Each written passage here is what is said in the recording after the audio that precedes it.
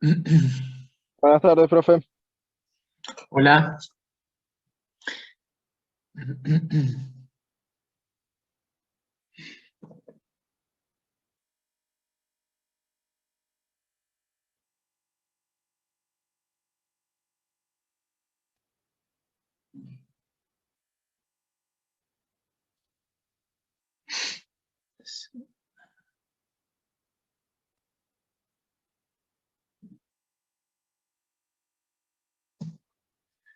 Bueno, me parece que falta solamente Dagui, de los que asisten normalmente y los que entregan, los que me han entregado el ejercicio. Así que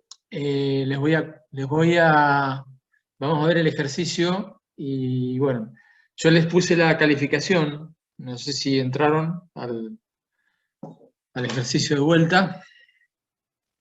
Eh, a ver.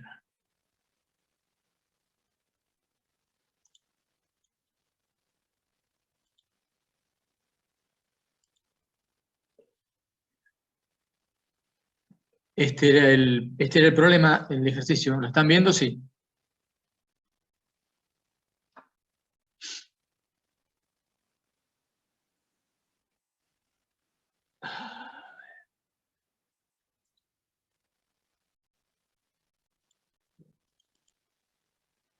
Ahí sí. Eh, bueno, entonces el ejercicio tenía que ver con ver desde los enfoques que que presenté en la clase, básicamente arrancando con la economía neoclásica o macroeconomía, qué, qué impacto tenía la producción de biodiesel. Bueno, seguí sobre biodiesel porque es un ejercicio que ustedes ya venían haciendo con Sergio y bueno, me parecía bueno que siguieran sobre ese tema. Y entonces ahí en la primera, digamos, la primera pregunta, el punto A, en realidad si ustedes veían, yo les puse un archivo que es de macroeconomía dentro de la carpeta de los apuntes de la clase anterior, y en ese archivo de macroeconomía había, digamos, una descripción muy general de lo que es la macroeconomía. eh, y ahí hay tres puntos, ¿no? Que son los principales, que son el- el- la medición digamos, de la producción a partir de un indicador que es el PIB, el Producto Bruto Interno, o el PBI. El tema del trabajo, o sea, la generación de trabajo y el tema del desempleo. Y el otro punto es la inflación, digamos, como componentes básicos de la macroeconomía. Eh, Macroeconomía significa a nivel país o a nivel región o a nivel mundo, ¿no? Entonces, en general contestaron bastante bien y digamos que varios respondieron sobre el tema del empleo, un punto importante. Algunos, creo que fueron dos,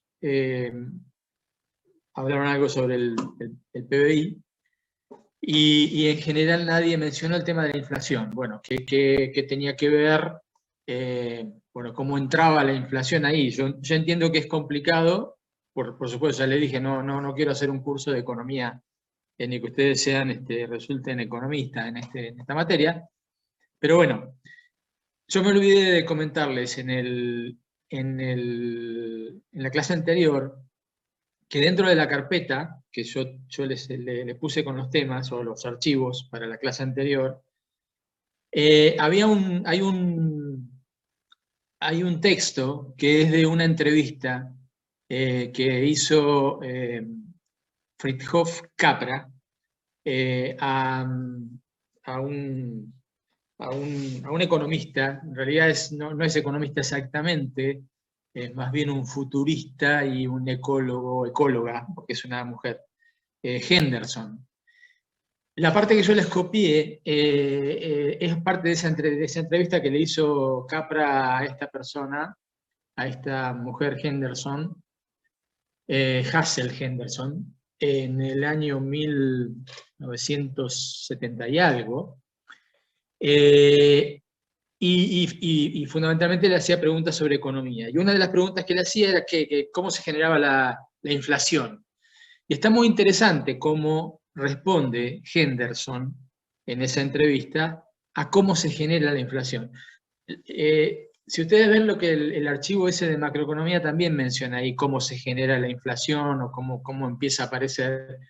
Pero lo de Henderson está muy interesante porque además incluye otros aspectos, no solamente el tema de la emisión de dinero digamos, o la creación de dinero a partir del banco, digamos, el banco del país.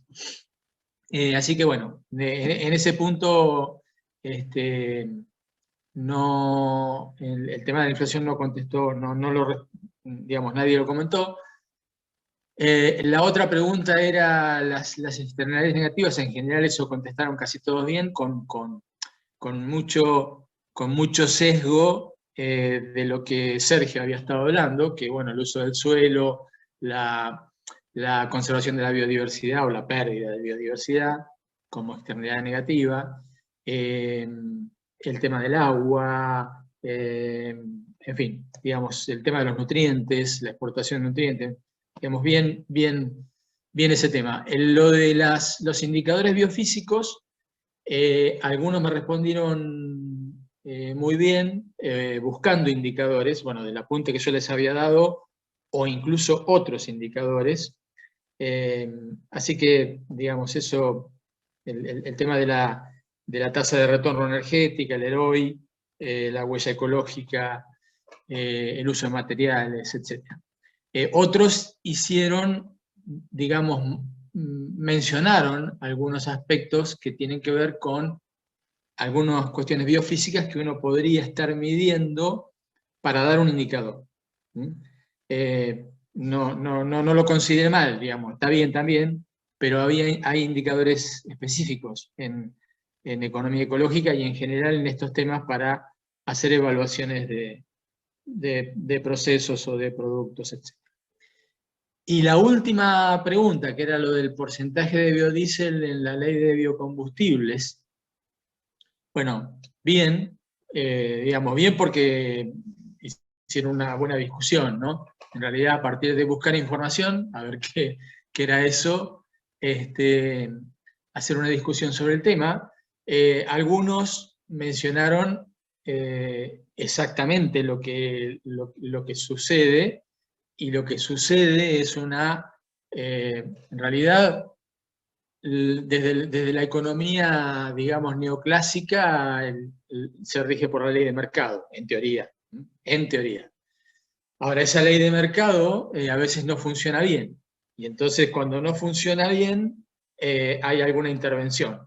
Y en este caso, el gobierno establece por una ley, modifica el porcentaje de biodiesel o de bioetanol, básicamente en función de una modificación de precios internacionales de la soja, que es la base de la producción de biodiesel, en este caso en Argentina, y entonces eso distorsiona el precio del biodiesel. Obviamente, si la soja está más cara, no, digamos, el biodiesel aumentaría y eso aumentaría los combustibles, bueno, toda una serie de cuestiones. Entonces, digamos, lo interesante es que ustedes hayan visto la discusión, algunos hayan mencionado el tema de la ley de oferta y demanda, otros mencionaban cuestiones ambientales u otros aspectos. Y en realidad, yo lo que quería también hacer acá es una referencia a tener en cuenta. Yo lo hice en alguna clase cuando Sergio estaba dando esto de biodiesel, pero digo, retrotraernos al principio. El principio del biodiesel, o bueno, biocombustibles básicamente, y en el caso de biodiesel específico, lo que estamos hablando, el biodiesel arrancó como un aditivo, digamos, un aditivo para mantener las propiedades del diésel, pero sin tener emisiones de azufre. Porque en general los componentes de azufre le dan unas características al biodiesel que son, desde el punto de vista de combustible, ¿no? Son buenas, pero el problema es que cuando tenemos emisiones de sulfuroso, etcétera, etcétera, eso complica. Entonces, encontrar un componente que reemplazara digamos, a los compuestos sulfurados que tienen naturalmente el petróleo. Algunos petróleos tienen más que otros, en general casi todos tienen, pero algunos tienen más que otros. Por ejemplo, Venezuela tiene mucho azufre. Y entonces el biodiesel aparece como el aditivo que, mezclado en unas cantidades, podía reemplazar o podía mejorar la calidad del combustible diésel. Eso, digamos, con el tiempo fue modificándose, porque bueno, ahí empezó toda una cuestión de materias, digamos, de qué base utilizar para producir biodiesel. Entonces hay distintas alternativas, de canola, jatrofa, girasol, soja, maní, etcétera, etcétera.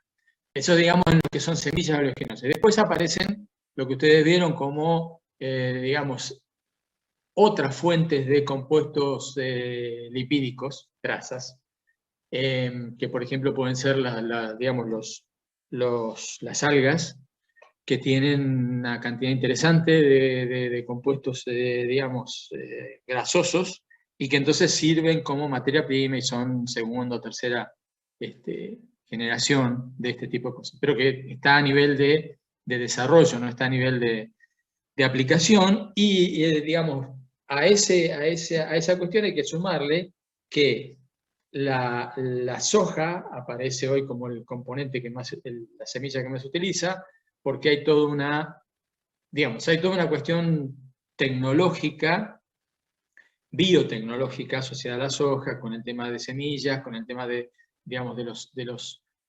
paquetes tecnológicos para la producción de soja, o sea, el conjunto de semillas, agroquímicos, metodología, siembra directa, etcétera, etcétera.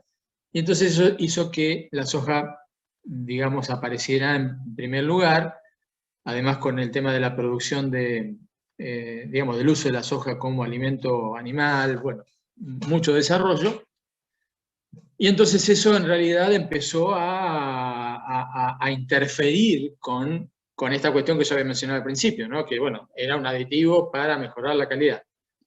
Bueno, hoy luego empezó a ser digamos, la producción de biodiesel pasó a ser una cuestión interesante desde el punto de vista económico, y entonces, si ustedes se fijan, las empresas que producen biodiesel, si bien hay algunos que mencionan el tema de las pymes, pequeñas producciones, pequeños productores, en general ustedes pueden encontrar, si se ponen a buscar, que digamos, los principales productores de biodiesel en Argentina o son productores de combustibles, tipo YPF o algún otro, o son productores importantes de aceites oleaginosos. Con lo cual está concentrada digamos, la producción de biodiesel. Concentrado quiere decir entre o quienes tienen el mercado de los combustibles o quienes tienen el mercado de los aceites, digamos, que sirven como materia prima. Así que todo eso distorsiona en última instancia lo que yo quería mostrarles es que la ley de oferta y la demanda no funciona. No funciona porque, a ver,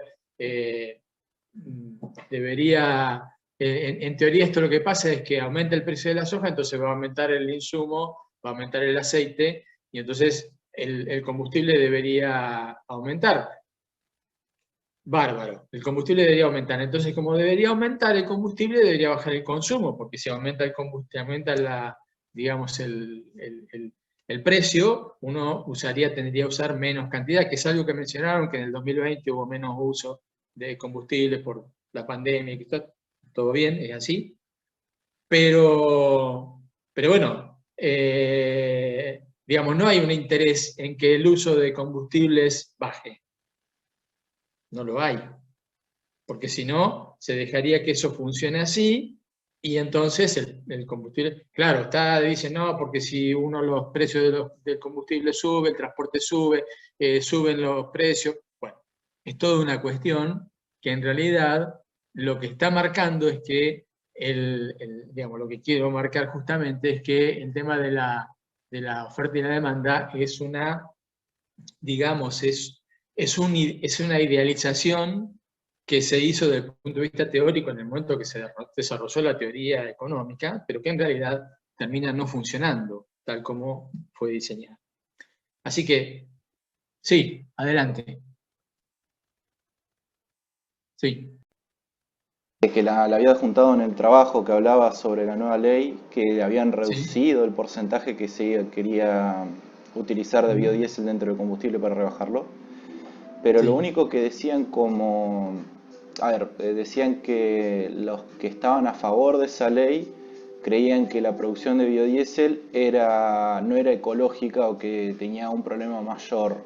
No especificaban cuál era, pero hacían mucho énfasis en el tema de la economía más que nada, diciendo de que si reducían los consumos, o sea, de biodiesel, había muchas pymes que habían empezado y que iban a terminar cerrando o de alguna forma reduciendo la producción que tienen y tenían que despedir a algunas personas, pero el único argumento que tenían era ese y nunca había una defensa real del por qué querían reducirlo. Claro. No terminé encontrando nada al respecto. Quería saber si usted sabía algo más o... no sé.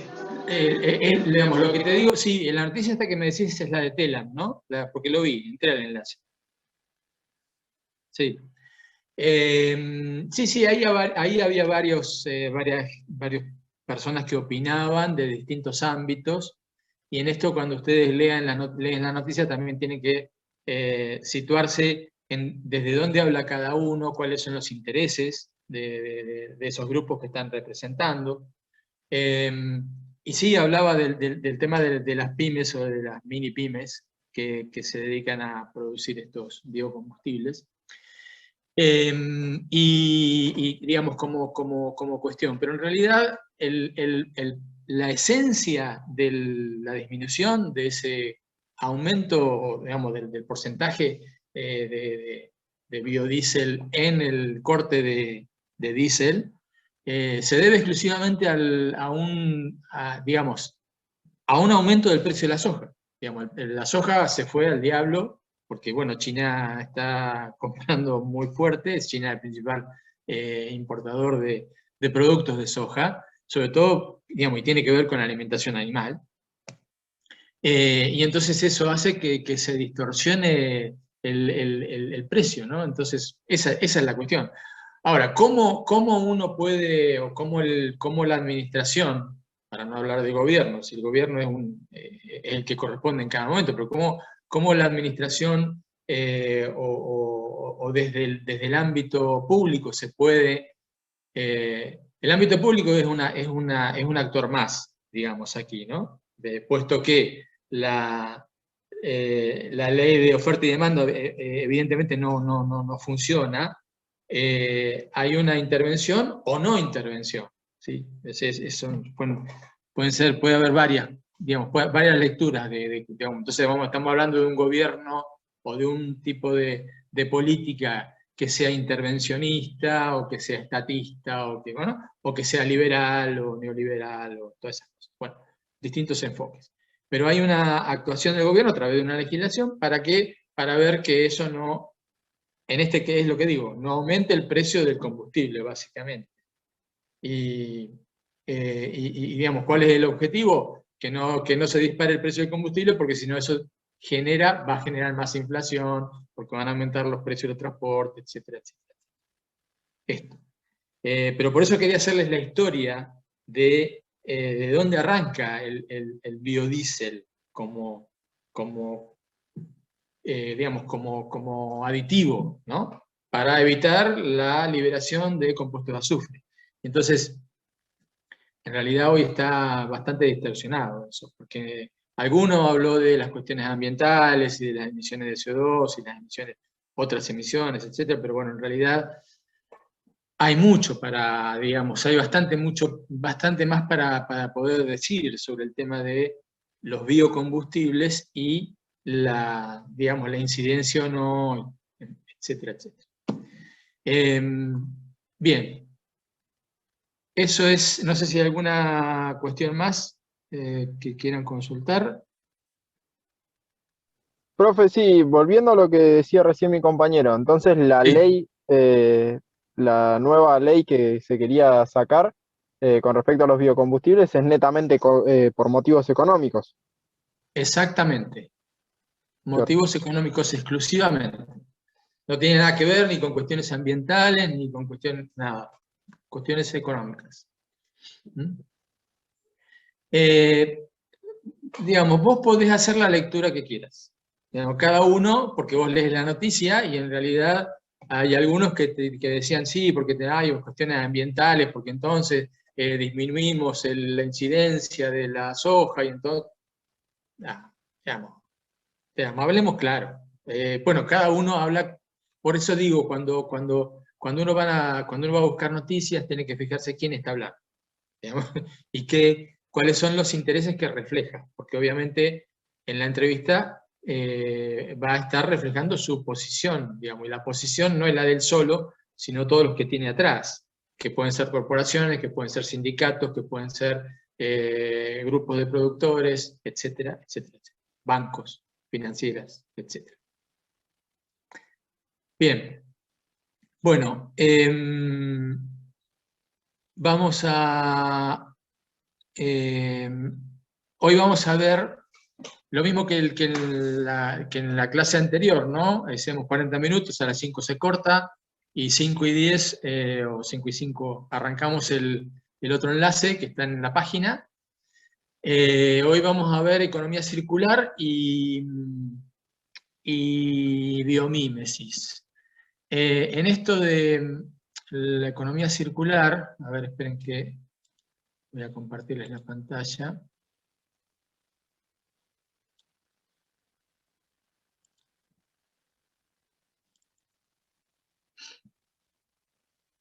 Ahí está.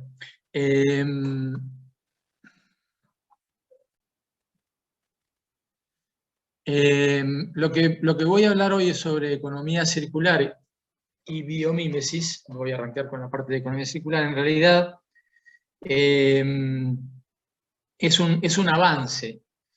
Si ustedes vieron dentro de los archivos que les puse como archivo de lectura, está la encíclica Laudato Si.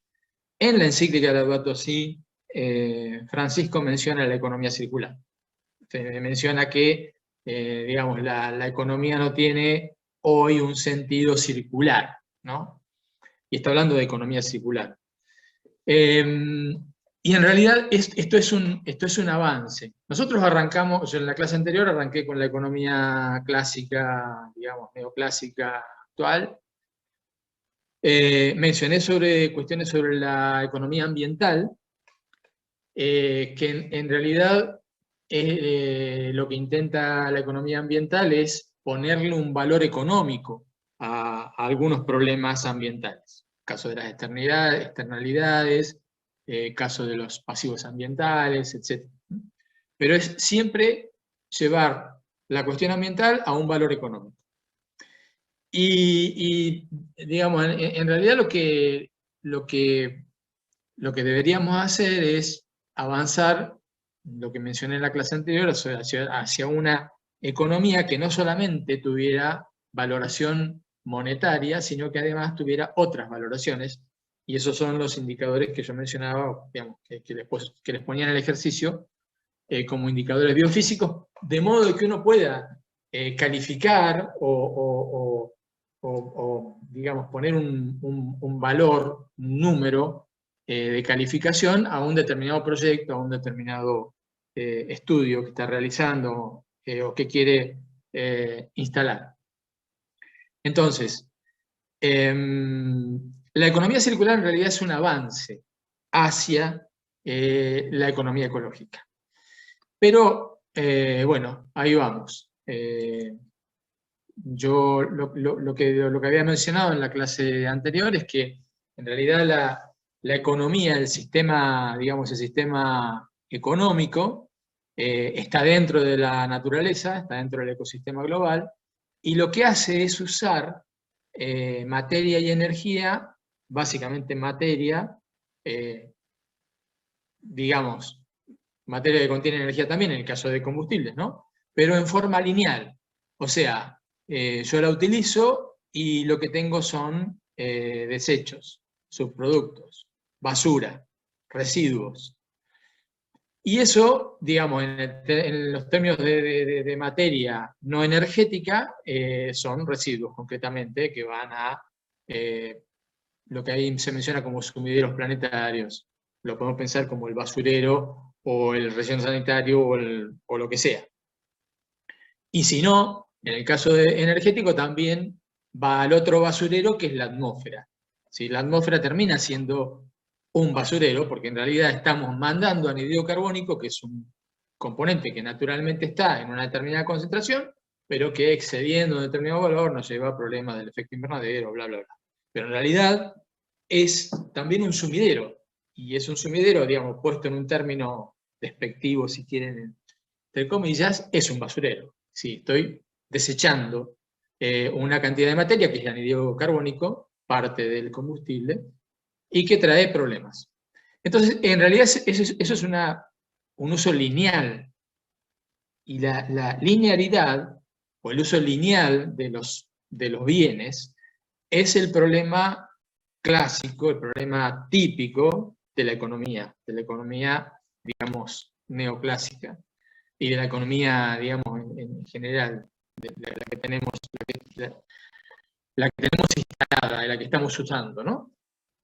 Y entonces, en realidad, si uno mira, esto lo habíamos visto también antes, en ese circuito económico, en realidad aparece un circuito, digamos, un ciclo, pero ese ciclo no es de materia, sino que es de dinero. O sea, hay un circuito de dinero que va y viene, digamos, entre los que producen, los que consumen, las fábricas, las empresas, digamos, uso de materias y conversión, servicios, etc.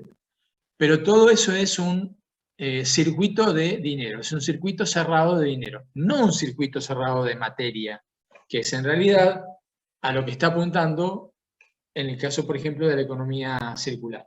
Es decir, que haya un circuito, sí, un ciclo, pero un ciclo de materia, no un ciclo de dinero. Bien, en la economía ambiental, que fue lo que mencionamos en la clase anterior, en realidad lo que hacemos es una valoración monetaria de esos problemas ambientales. Se insiste en esa economía ambiental en una, digamos, desde la sostenibilidad, esto lo vamos a ver en la última clase, en la cuarta, que voy a hablar sobre el tema de sustentabilidad o sostenibilidad, pero en realidad la economía ambiental lo que dice es que yo puedo la sostenibilidad, mantener una sostenibilidad débil, creando, digamos, creando capital. Capital que no es, capital lo que se llama capital manufacturado, fabricado. Si yo reemplazo capital natural, digamos, lo que pueda tener desde la naturaleza, pero en realidad lo convierto a manufacturado, y eso en teoría me daría una sostenibilidad, pero esa sostenibilidad es débil. La sostenibilidad fuerte en realidad tiende a mantener el capital natural, etc. Lo veremos después un poco más en profundidad en la última clase. ¿Qué más? La tecnología, plantea la tecnología como solución de los problemas, esto también lo mencionó de algún modo Sergio. Y en realidad aquí quiero hacer una mención a un tema que es importante. No sé si vieron, si alguno pudo ver, el enlace ese que les puse de un video de Magnif, de la economía desenmascarada, donde, bueno, hace una discusión muy interesante sobre de dónde viene la economía y por qué la economía está basada en, digamos, unos principios que son los principios de la mecánica, mecanicistas. Básicamente, digamos, se apoyaron en leyes similares a las de Newton, porque en realidad querían simular o querían parecer, digamos, parecerse al método científico, y el método científico en realidad es un método de análisis que, digamos, es absolutamente lineal, ¿no? Uno toma una parte, un problema, lo analiza, experimenta, hace teoría sobre eso y termina dando una discusión con una solución de ese tema. Pero es un tema particular y, como digo, lineal, porque uno arranca desde un problema y termina en una solución de ese problema. Y esa metodología es la misma que aplicó la economía clásica, y en realidad es la misma que sigue intentando la economía ambiental. Digamos, sigue pensando que las soluciones tecnológicas van a poder resolver. Y esto vamos a ver en la próxima clase y en la siguiente, que los sistemas no son simples, porque en realidad para poder aplicar el método científico lo que uno hace es separar los problemas en problemas sencillos, simples, aunque puedan ser complejos, ¿no? Pues yo estoy hablando, qué sé yo, de resolver el tema de una plaga, ¿sí? De un insecto que es una plaga para la agricultura. Entonces lo que hago es resolver el problema de ese, aunque pueda ser muy complejo, muy difícil de resolver, estoy viendo el problema de esa plaga en particular para ver cómo la resuelvo. Termino resolviéndola desarrollando un agroquímico, por ejemplo, un pesticida que elimine esa plaga. Pero en realidad los problemas no son así de sencillos. No es que yo saco algo del entorno, resuelvo el problema y lo vuelvo a poner. No, porque hay interacción, y esto se llama complejidad. Los sistemas son complejos, no simples.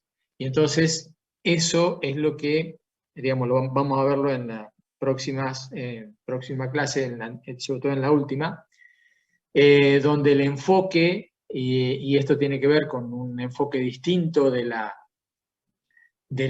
lo que es la ciencia y la tecnología, que de alguna manera empieza a mencionar hoy con la biomímesis, que bueno, lo vamos a ver después. Desde el punto de vista de la sostenibilidad, lo que nosotros necesitamos es que esos flujos de materia y energía dejen de ser lineales. Sobre todo, digamos, esto es muy fácil, no.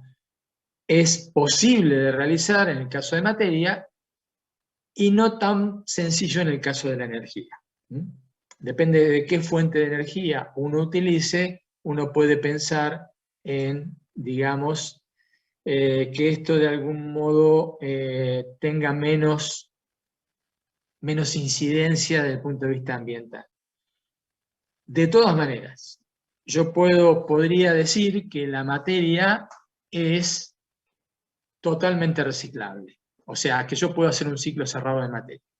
Y que en realidad es lo que hace la naturaleza. En la naturaleza ustedes no van a encontrar basura. No hay basura en la naturaleza.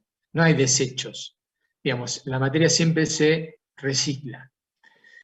Pero claro, hay un gasto de energía para poder reciclar esa materia. En la naturaleza estoy hablando. Y por lo tanto, si nosotros queremos también hacer lo mismo desde el punto de vista de reciclar la materia que estamos utilizando para nuestro modo de vida, para nuestro estándar de vida, también tenemos que utilizar energía. El punto es que la energía que utilizamos no es la del sol. En general no es la del sol. Puede haber casos en los cuales, digamos, uno utiliza energía solar o energía eólica, pero en general usamos otra fuente de energía que causan problemas ambientales. Y por otro lado, hay desde el punto de vista energético, yo no puedo reutilizar la energía. No la puedo, si bien el primer principio es cierto, digamos, la energía se transforma, pero el segundo principio dice que hay una parte de la energía que va perdiendo se va degradando. Esto es la generación de entropía. Y entonces, desde ese punto de vista, depende de qué energía esté utilizando, hay un problema. Y ese es el problema del uso de energía fósil, básicamente. Bien, esa es la definición del, digamos, el concepto de economía circular, que está muy, digamos, muy impulsado por básicamente Europa, China, bueno, los países que ustedes ven ahí. No es un reciclado convencional. No es que estamos hablando de reciclado en el caso de hablar de energía, de economía circular, sino que es mucho más. Es reutilizar, remanufacturar, reparar, usar energías que no sean fósiles, o sea, digamos, hace mucho énfasis en el análisis del ciclo de vida. Eso no sé si lo han visto en alguna materia, en algún lugar, pero eso es tener en cuenta, digamos, todo el proceso en el uso de materia, básicamente, materia y energía. Bueno, estamos... China se va a cortar probablemente bueno, vamos a cortar ahora a las 17, pero China, digamos, ha adoptado dentro de la economía circular, esto es muy importante porque su legislación, y estoy hablando de la Constitución, que la han actualizado, menciona el tema de la economía circular dentro de la Constitución. O sea que está dentro de la legislación que tienen vigente. Bueno, dejamos acá y continuamos entonces 17:10. ¿Sí? Hacemos un descanso. Nos vemos en un rato. Bueno. Ok.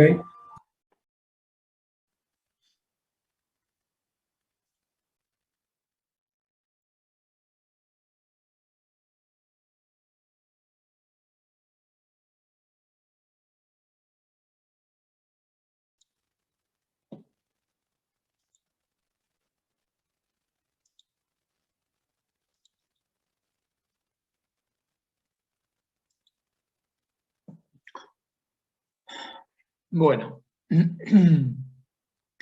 continuamos entonces.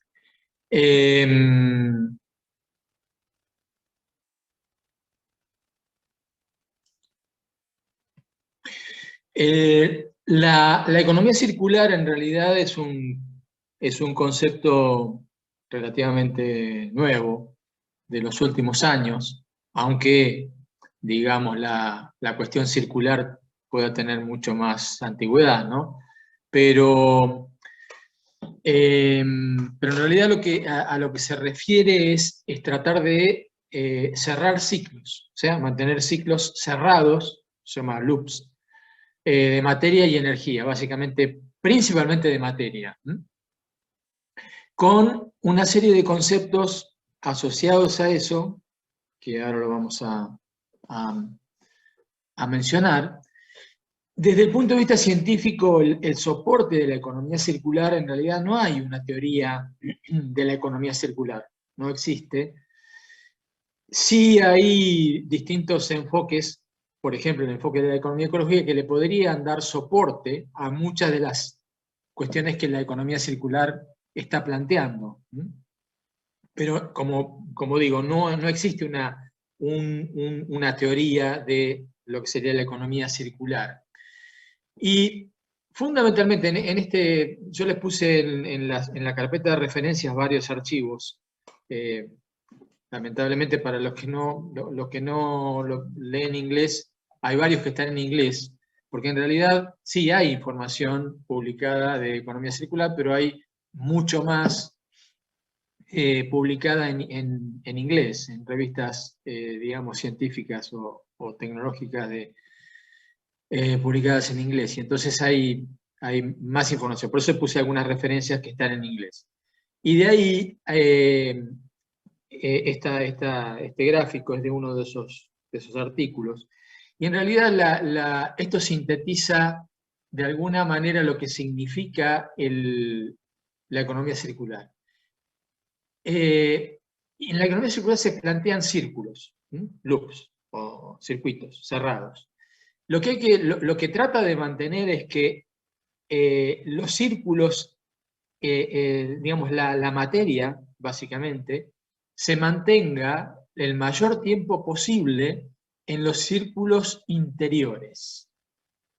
Esto significa que la materia sea reutilizada, esta de reuso, ¿no?, que es el círculo más interior, sea reutilizada la mayor cantidad de tiempo posible. Después de que ya no se reutilice más como materia en su estado original, bueno, aparece la fabricación, la refabricación o reutilización de esa materia para un determinado uso. La otra es el reciclado, el otro círculo de más afuera es el reciclado. Y finalmente, cuando ya no hay, y dentro del reciclado después vamos a ver que hay cuestiones novedosas en cuanto a lo que plantea la economía circular. Y digamos, como último ciclo, o circuito sería la disposición, ¿no? Y eso es el desecho. Y por fuera de todo eso estaría, de nuevo, la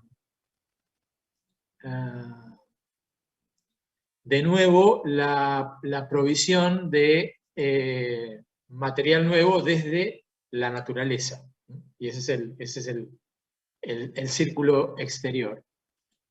Bien, eso sería entonces el símbolo. En realidad, este gráfico simboliza muy bien lo que significa la economía circular. Y acá hay unas pantallas que hablan sobre sostenibilidad, sobre ventajas ambientales, ventajas económicas, evitar el uso de material virgen, reutilizar, usar muchas veces, digamos, reducir, de esa forma reducir el costo de materias primas y de energía, y distintas alternativas de ventajas ambientales y económicas que tiene esto de la economía circular. La economía circular en realidad lo que está planteando, digamos, llevándolo al ámbito natural, los ciclos biogeoquímicos son ciclos naturales, son circuitos naturales de la materia y en realidad de los elementos. O sea, el ciclo de carbono es el que está alterado y que nos da, digamos, como resultado la liberación de un exceso de anhídrido carbónico a la atmósfera, que trae como consecuencia el efecto invernadero. Bueno, como ese ciclo, que es el ciclo de carbono, casi todos los ciclos biogeoquímicos están alterados por el hombre, y digamos, el ciclo de carbono es clarísimo. El ciclo del nitrógeno es claro en el tema de la contaminación con acuíferos, de acuíferos con compuestos nitrogenados, básicamente fertilizantes y agroquímicos, o del fósforo también. Entonces, de nuevo, la economía circular lo que trata es de restaurar, recomponer esos flujos a los flujos naturales, los flujos a estos circuitos, para llevarlos a su estado natural. De nuevo, asociado a sostenibilidad, cuestiones que tienen que ver con, digamos, ventajas económicas o ventajas sociales. Las ventajas económicas, bueno, ya hay mencionadas algunas ahí: evitar pérdidas, reducir la cantidad el costo de residuos, de la gestión de residuos, el control de las emisiones, sobre todo gaseosas, y costos ambientales en cuestiones de legislación que está vigente y que no se cumple, y digamos, este modo de manejo de la materia nos permitiría tener comportamiento, digamos, mejor en cuanto a la legislación ambiental y por lo tanto reducir las multas que a veces hay en ese sentido. Multas y pago de tasas. Y desde el punto de vista social también, la economía circular, y esto, digamos, en esto es muy, muy interesante lo que plantea, bueno, más allá del tema de los nuevos empleos, porque, bueno, obviamente son alternativas nuevas, distintas de reciclado, de remanufactura, de reuso, etc. Pero hay una cuestión muy, muy interesante y muy importante que plantea la economía circular, que es la economía compartida. Esto es un concepto, digamos, que, a ver, para decirlo muy, muy rápidamente, sería Uber. Digamos, ustedes conocen, seguramente han utilizado, digamos, alquiler de autos, en lugar de llamar a un taxi, llaman a Uber. Uber u otra aplicación, y ahora hay muchas aplicaciones, varias aplicaciones de esas. Y en realidad eso es economía compartida. Eso es, yo tengo un vehículo, pero digamos, además no tengo una empresa de transporte, sino que tengo un vehículo particular y en un momento lo puedo utilizar compartiéndolo y dando un servicio. Eso es básicamente el concepto de economía compartida, que es una cuestión muy interesante que se contrapone al consumismo o al consumo individual. Entonces, esta cuestión desde el punto de vista social es muy importante. Esto lo remarca la economía circular. En realidad, hay muchos aspectos de las cuestiones sociales vinculadas a la economía circular que no están claros, que no están explicitados respecto al tema de igualdad, equidad intergeneracional, cuestiones de género, igualdad financiera, etcétera, etcétera. Pero, de todas maneras, hay algunas cuestiones que sí están avanzando, que son esta, por ejemplo, que mencionaba, lo de la economía compartida. Desde el punto de vista económico, básicamente es reducir costos de materia por mayor tiempo de uso. Si lo que yo hago es disminuir la tasa de renovación de esos materiales. Y por supuesto, desde el punto de vista energético también, reducir el consumo de energía y sobre todo utilizar fuentes energéticas que no sean contaminantes, ¿no? Básicamente, digamos, con origen en la energía solar. Esto es lo que mencionaba respecto al objetivo social de la economía circular, que en realidad se opone a la cultura consumista o el consumismo, que es básicamente lo que tenemos vigente en el modo de comportarnos de este paradigma tecnoeconómico, el paradigma de la economía neoclásica. Desde el punto de vista ambiental, la economía circular propone fundamentalmente el reciclado, el reuso, la remanufactura, pero de nuevo con una cuestión superadora. O sea, no es simplemente reciclado. Cuando hablamos de economía circular, sí, podemos hablar de reciclado, el reciclado de la basura, por ejemplo, sería un caso, digamos, un caso menor de economía circular. Pero en realidad lo que plantea la economía circular no es simplemente el reciclado, sino el reciclado, pero poniendo eso que ven ahí en la pantalla que dice upcycling. Cuando uno hace, por ejemplo, el reciclado de basura, ¿sí? Uno recicla plástico, entonces junta las botellas de PET, polietileno terestalato, que es el plástico que se utiliza para digamos, básicamente los comestibles, ¿no? Bebidas gaseosas o aceites o líquidos que tenemos que envasar. Bueno, yo puedo esos plásticos PET reciclarlos. pero los vuelvo a reciclar, digamos, en una planta de reciclado de basura y en el tema de gestión de la basura, lo vuelvo a reciclar como PET. Pero en realidad es un PET de menor calidad porque, bueno, porque hay que hacer unos procesos seguramente de lavado, y para volverlo a llevar a un estándar de calidad para poder utilizar, me queda en un nivel, ese reciclado, en un nivel de menor calidad. Si bien es PET, es de menor calidad, y en general cuando yo hago ese reciclado, lo voy a utilizar para, por ejemplo, un uso que no sea el de volver a poner, digamos, algo que sea de consumo humano, ¿no? Salvo que tenga un proceso de tal tipo que me lo lleve otra vez al mismo nivel de calidad que el PET virgen, natural, o digamos el fabricado. Bueno, eso significa que, por ejemplo, lo puedo utilizar para hacer, qué sé yo, relleno, digamos, un soporte o fabricar alfombras, tejidos, etcétera, etcétera. Pero, digamos, es un uso de menor calidad.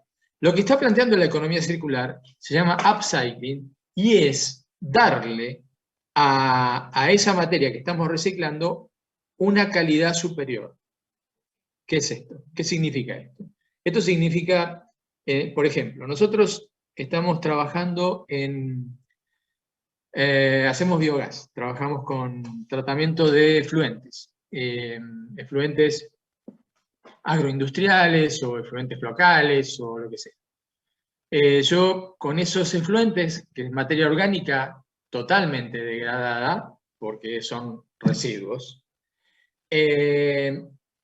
si yo le aplico una tecnología, como es, por ejemplo, el caso de biotecnología, que es la digestión anaeróbica, yo puedo generar con ese producto, que es materia orgánica, del nivel más bajo, puedo generar un combustible, como por ejemplo el metano, o puedo generar hidrógeno, que es un combustible de mucho mayor calidad que el metano digamos, y por supuesto que la materia orgánica que le dio origen.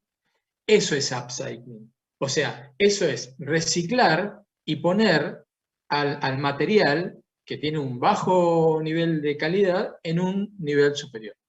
Esto es muy interesante. Lo que está planteando, digamos, dentro de esta economía circular. Digamos, nunca tenemos que olvidarnos que estamos en un contexto que es de economía, digamos, neoclásica, y en este caso el estado actual de esa economía neoclásica es la neoliberal, y que si ustedes escuchan, digamos, los que hacen evaluaciones del tema de la gestión de la basura y si es posible, si no es posible, van a encontrar que si no es económicamente conveniente y no hay manera de resolverlo. O sea, a ver, lo que están pensando es decir, bueno, yo voy a reciclar, pero esto me tiene que dar un rédito económico para que se justifique que yo recicle. Si no, lo sigo mandando al relleno sanitario. Claro, si hacemos ese análisis así, simplemente es porque al relleno sanitario no le estamos poniendo un costo ambiental que debería tener, estamos poniendo un valor de costo digamos, de gestión de la basura, simplemente, y no un costo ambiental que incrementaría ese precio por tonelada que mandamos al relleno sanitario, por problema de contaminación de acuíferos, por problema de contaminación atmosférica, por problemas de mal uso del suelo, etcétera, etcétera, etcétera. Bien, pero hasta ahora la economía, digamos, vigente, que es la economía ambiental, que es esa que trata de poner valores económicos a las cuestiones ambientales, no le ha llegado a poner precio a todas estas cosas y por lo tanto en el análisis costo-beneficio se termina perdiendo, ¿no? Se termina quedando fuera un proceso, por ejemplo, de reciclar, porque económicamente no cierra.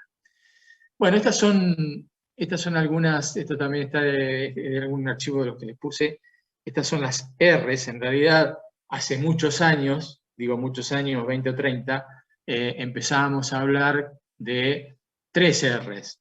Después, bueno, fueron aumentando, 4R, 5R, bueno, y ahora tenemos un montón de Rs, ¿no? Son 7, 8, 9.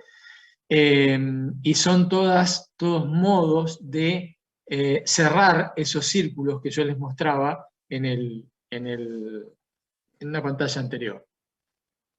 Por supuesto, la economía circular tiene límites termodinámicos. Hay un trabajo que les puse de Alier sobre una discusión sobre el tema energético en economía circular, y que obviamente no es circular, o sea, no hay circularidad en la energía, digamos, cuando estamos tomando una fuente de energía fósil, ¿no?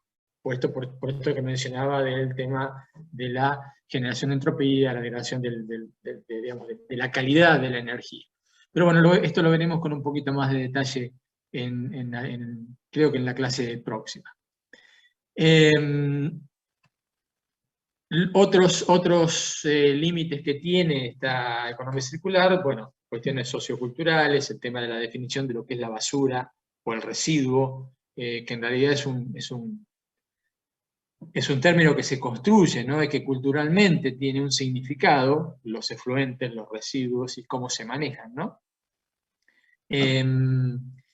Pero desde el punto de vista digamos, de lo que es lo más importante en esto de la economía circular, dos cuestiones que son para mí, básicas, ¿no? Fundamentales, que es la de revalorizar el ciclo de la materia, el ciclo de los materiales, y el tema de la economía compartida. O sea, el hecho de, digamos, impactar sobre el consumo de forma tal de que el consumo disminuya, porque, digamos, si hay una economía que es compartida, habrá más, digamos, una parte más importante, que no es el individuo, en consumir un determinado bien o servicio, ¿no?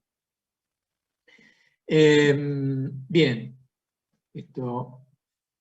después, aquí hay algunas pantallas que tienen que ver con el tema de economía circular e ingeniería civil. Esto es porque yo di el tema de economía circular cuando hace 2 años estuve bueno, y el anteaño pasado también estuve en México, y en el 2018 estuve en Brasil, y di el tema de economía circular, específicamente, digamos, en la carrera de ingeniería civil.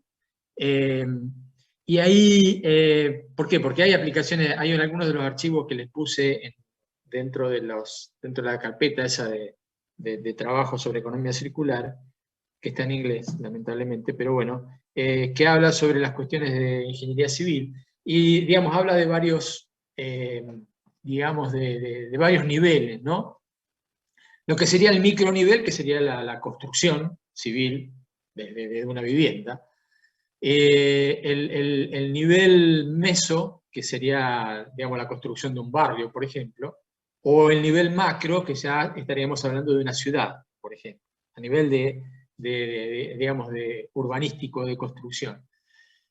Y en este sentido hay bastantes avances en cuestiones macro, o sea, y esto tiene que ver con, por ejemplo, ciudades en transición, no sé si lo habrán escuchado, pero si no lo pueden buscar en la red. Ciudades en transición son lugares donde hay ciudades, donde tienen, digamos, procesos urbanísticos o procesos socio-urbanísticos o socioeconómicos, donde están en una transición hacia formas más sostenibles o formas más sustentables.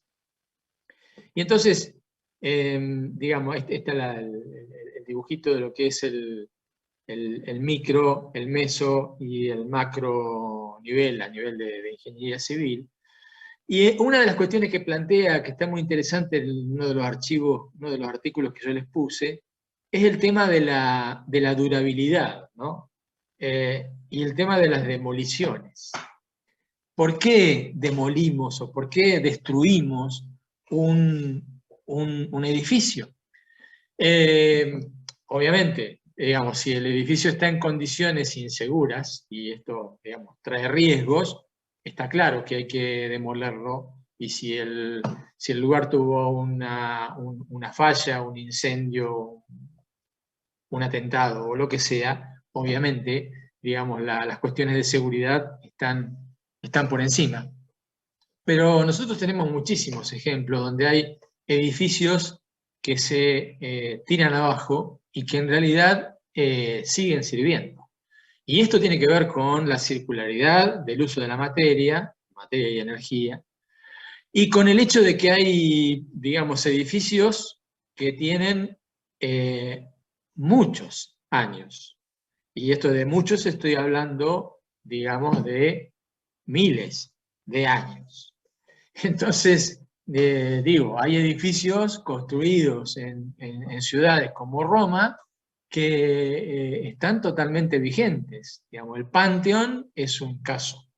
El Panteón es un edificio que fue un edificio funerario, digamos, un edificio donde, digamos, el origen era tener los restos de determinadas personas, digamos, importantes, y que está, digamos, actualmente uno lo puede visitar y está muy bien. Es un edificio que perdura en el tiempo, que tiene iluminación natural, ¿sí? Un edificio totalmente cerrado que tiene digamos, un orificio en el techo que le da iluminación natural mientras hay luz.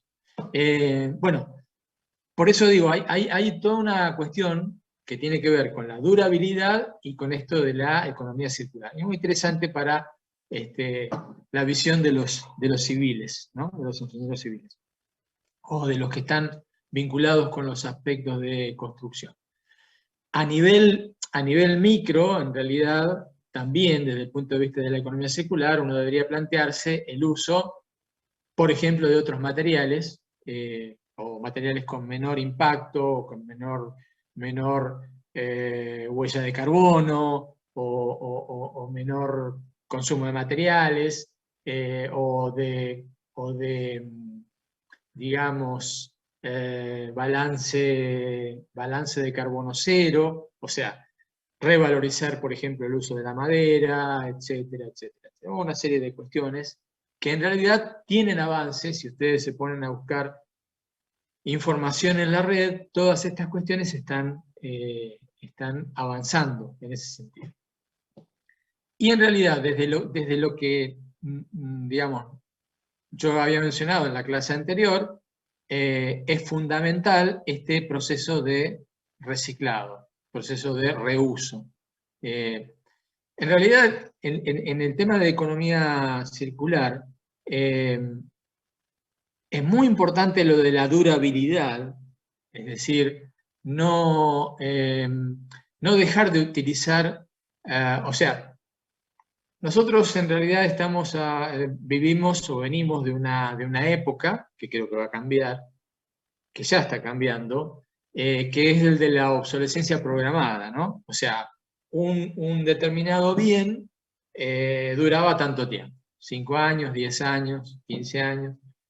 Arrancamos hace mucho tiempo con durabilidades muy altas, ¿sí? En equipamiento, por ejemplo, del hogar, que duraban 15, 20 años, equipos, ¿no? Lavarropas o qué sé yo, lo que sea.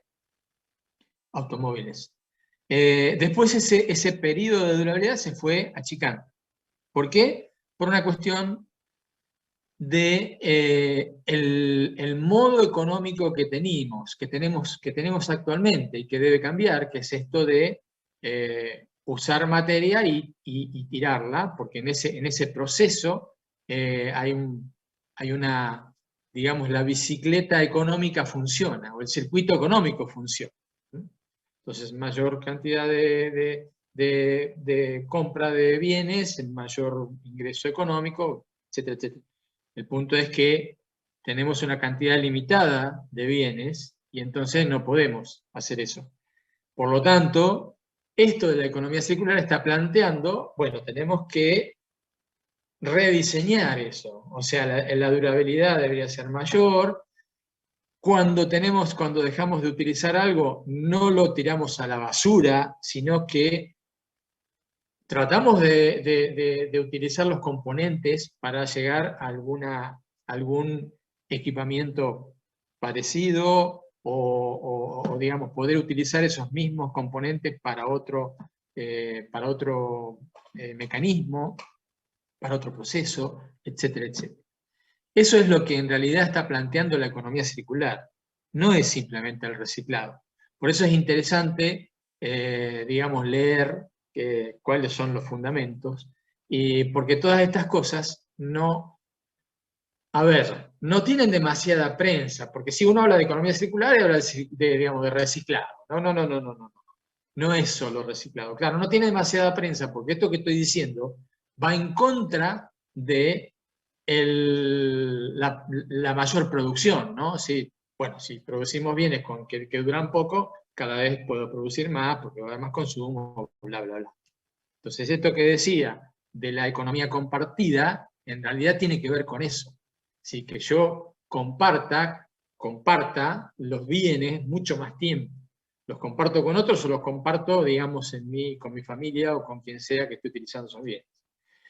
Esto es bien interesante y, por supuesto, es un modo que, digamos, está planteando algo que sea más sostenible que lo que tenemos actualmente, ¿no? Esa economía neoclásica que debería meterse en la naturaleza y entonces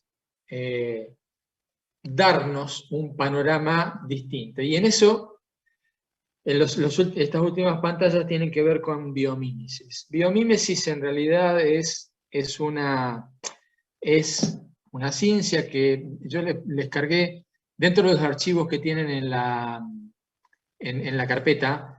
Además de los de economía circular, tienen algunos de economía circular en inglés, tienen algunos de economía circular en español, para que, digamos, también puedan leer, y los que no están duchos con el inglés, puedan leer justamente el tema de economía circular. Y ahí tienen también algunos trabajos que yo puse, dos o tres, sobre biomímesis, donde está muy sencillamente explicado, tampoco estoy haciendo una teoría, digamos, una materia de esto, pero es interesante porque en realidad esto nos lleva a tratar de copiar la naturaleza.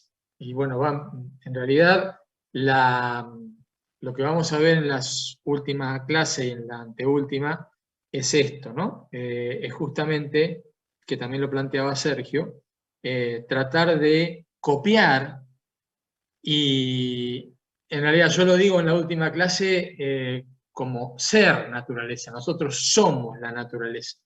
No, la naturaleza no está afuera, nosotros somos parte de la naturaleza. Bueno, lo primero que tenemos que hacer, digamos, antes de ser parte, de considerarnos parte, es tratar de comportarnos del mismo modo. Y esto es la biomímesis. Esto es, mímesis es mimetismo, ¿no? De mimetizarse, de camuflarse. Digamos, copiar esos modos, esos mecanismos. El segundo estadio sería copiar los procesos de la naturaleza, como lo hace, y el tercer nivel es que realmente nos camufláramos o que fuéramos parte de esa naturaleza, que de hecho somos parte de la naturaleza. El tema es que nos consideramos nosotros afuera, o nos han considerado afuera. Ahí también hay alguna definición, esto es de un archivo que les puse de Rieschmann, y estos son los principios básicos que están en ese mismo artículo de Rieschmann, que tiene que ver con la sostenibilidad o la sustentabilidad, y que es, bueno, vivir del sol como fuente energética, o sea, fuente de energía del sol. Si recuerdan, yo hablé de que los ecosistemas se energizaban por el sol, no utilizaban otra fuente de energía. Nosotros deberíamos tratar de hacer lo mismo. Cerrar los ciclos de materia, ¿sí? Que la materia tuviera un circuito cerrado, no generar desechos o generar la menor cantidad de desechos posible. No tener transportes demasiado lejanos. Esto, digamos, es una cuestión, digamos, que tiene que ver básicamente con la huella de carbono. Evitar la liberación de xenobióticos, son venenos, son compuestos, digamos, ahí están los COP, compuestos orgánicos que perduran en el tiempo, digamos, compuestos de difícil degradación, que básicamente son tóxicos, agrotóxicos, fármacos, etcétera, etcétera. Y respetar la diversidad, básicamente la biodiversidad.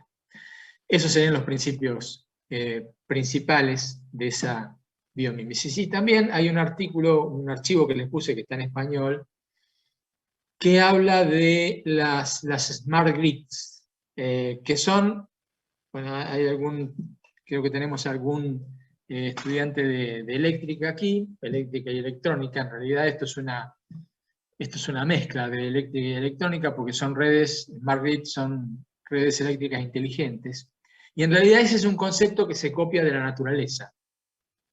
La naturaleza funciona como una red compleja energética, y en realidad lo que intenta esta red eléctrica inteligente es, digamos, en el uso de la energía, estamos hablando de energía eléctrica, desde la producción hasta el consumo y, digamos, con todos los pasos intermedios, la intervención de cuestiones que tienen que ver con sistemas inteligentes, sistemas de control inteligente, llegando a tal punto que uno podría tener, de hecho en algunos lugares funciona ya, así que uno podría generarse su propia energía y tener, digamos, la posibilidad de poder inyectarla en la red. Por supuesto, esto significa sistemas de control, sistemas distribuidos, etcétera, etcétera, etcétera. Pero bueno, es un caso más de biomímesis o biomimética, copiando cómo la naturaleza se maneja energéticamente. Bien,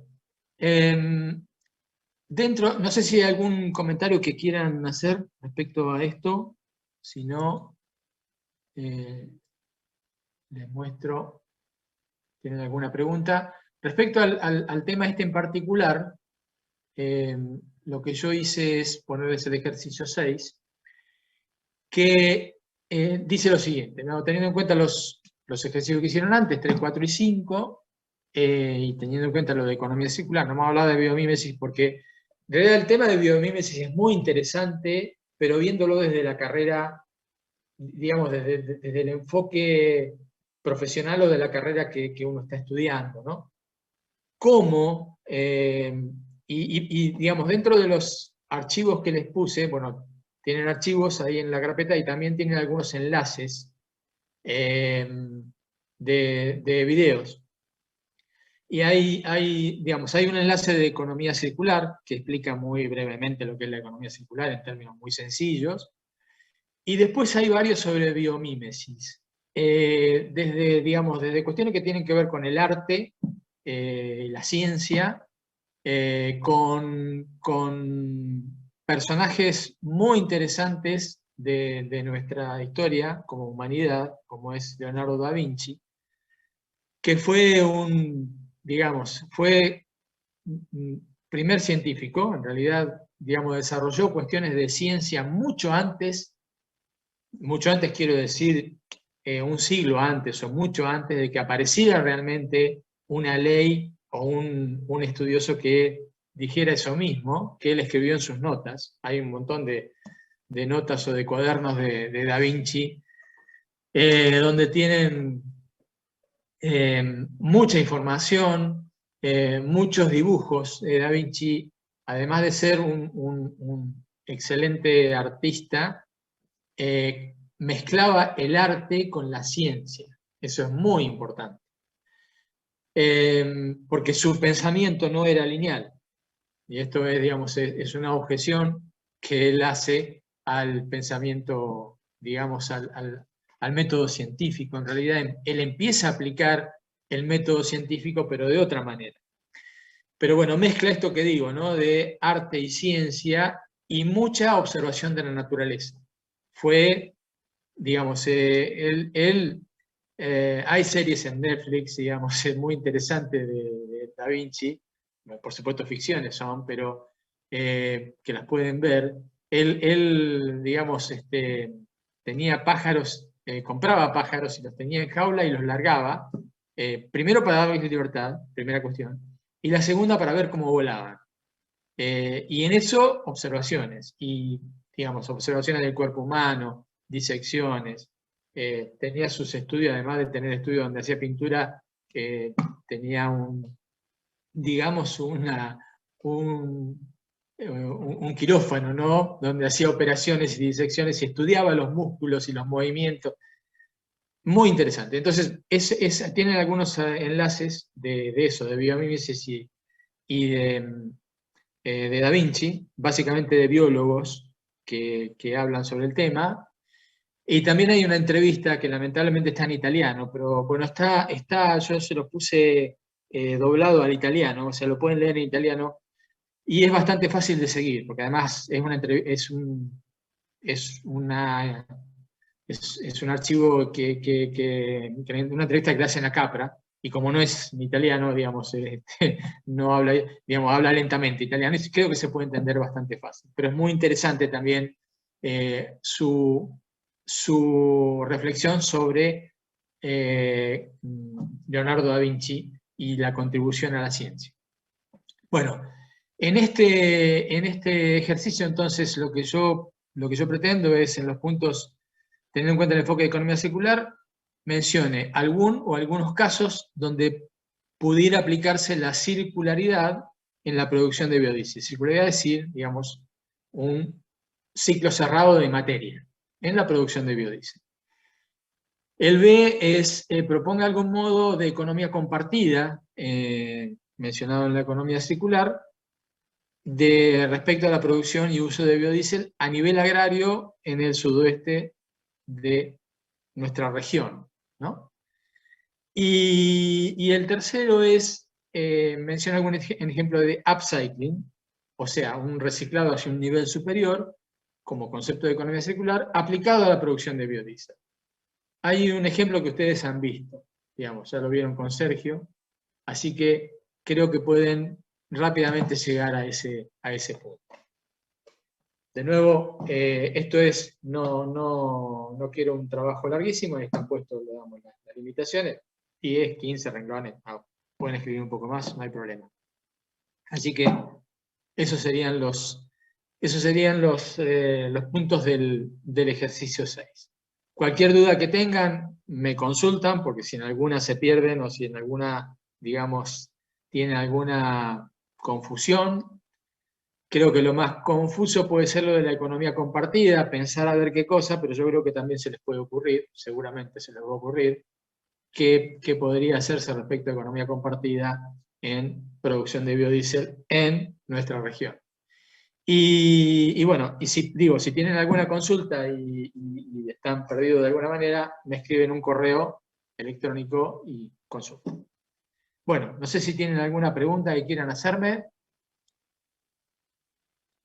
No, profe, por el momento no. Es muy interesante el tema. Sí, creo que lo de biomímesis es muy interesante, sobre todo porque vamos en camino a copiar la naturaleza. Digamos, y nosotros en las próximas clases vamos a tratar de meternos mucho más dentro de la naturaleza. Eso es ecología profunda y las cosas. Pero bueno, es un camino, digamos. Pero es un camino interesante porque es el camino que viene. Y digamos, si esto es lo que hay que hacer.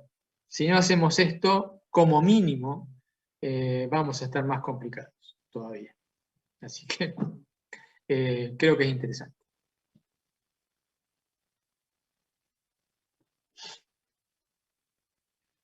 Bueno, si no hay más consultas, nos despedimos hasta el próximo miércoles. Hasta luego, Bueno, profe. profe, Hasta la hasta el próxima. miércoles. Chao, Bueno, profe. gracias. Chao.